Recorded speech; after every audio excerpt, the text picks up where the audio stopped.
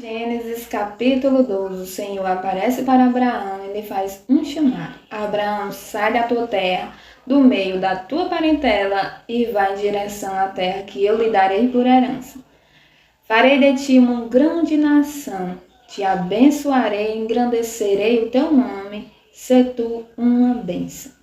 Então aqui é a história do chamado de Abraão, quando o Senhor chama ele a deixar tudo para trás, a deixar seus parentes, sua terra, sua família, tudo que ele conhecia, e em direção a uma terra que o Senhor o daria por herança. Uma terra que o Senhor lhe prometeu, a terra que se chama Canaã. Então, mesmo sem saber ainda sobre essa terra, ele só tem essa palavra: saia da tua terra e do meio da tua parentela. Ele não sabia até então que seria Canaã esta terra, nem o local onde ela ficava. Mas, diante da palavra de Deus, do convite, Abraão ele demonstra uma fé e ele sai em direção.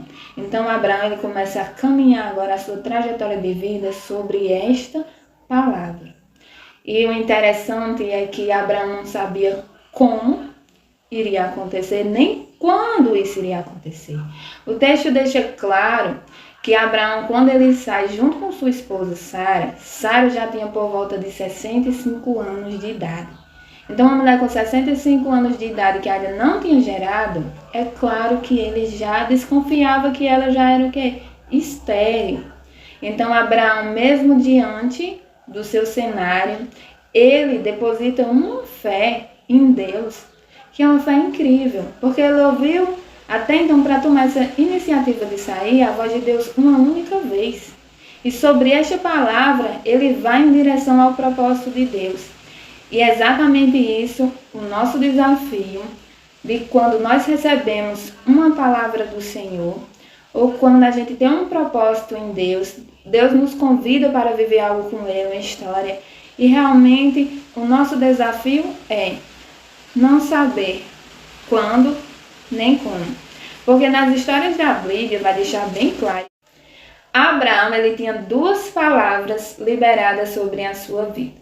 A primeira, que Deus daria a terra prometida para ele, uma terra prometida por herança. E a segunda é que o Senhor lhe daria uma descendência. Mesmo Sara sendo estéril, o Senhor prometeu que Sara teria um filho Isaque. E o Senhor cumpre as duas palavras sobre a vida de Abraão.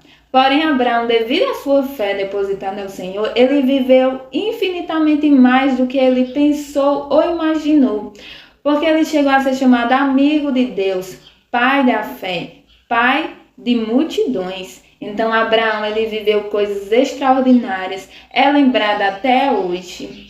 Nós que servimos a Deus, que cremos, que temos uma palavra dele sobre as nossas vidas, que acreditamos no propósito do Senhor, no seu plano, nós devemos caminhar assim como Abraão caminhou, sobre a direção de uma palavra liberada por Deus. Porque uma palavra liberada da boca de Deus, ela tem poder para transformar histórias. Então devemos ter fé, fé para permanecer crendo. Quando a gente não entende o processo, quando a gente está no meio, quando a gente não sabe como vai acontecer ou quando vai acontecer, devemos permanecer com fé, convictos e confiantes na direção e na palavra do Senhor. Porque só quem tem fé vai viver realmente o extraordinário de Deus.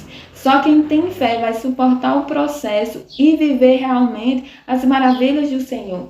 Então não desanime diante do processo. Não desanime quando você não entende. Não desanime quando você não sabe ainda a direção, o lugar que você vai chegar, onde Deus vai te levar. Permaneça crendo, com fé, com convicção, porque Ele é fiel. E tudo que você precisa é caminhar debaixo de uma palavra liberada sobre a sua vida. E a Bíblia ela tem várias bênçãos para a nossa vida. Devemos crer, depositar, entregar as nossas vidas a Deus. Como diz o Salmo 37, versículo 5. Entrega o teu caminho ao Senhor, confia nele e o mais ele fará. Confie nele e você vai viver o propósito do Senhor na sua vida.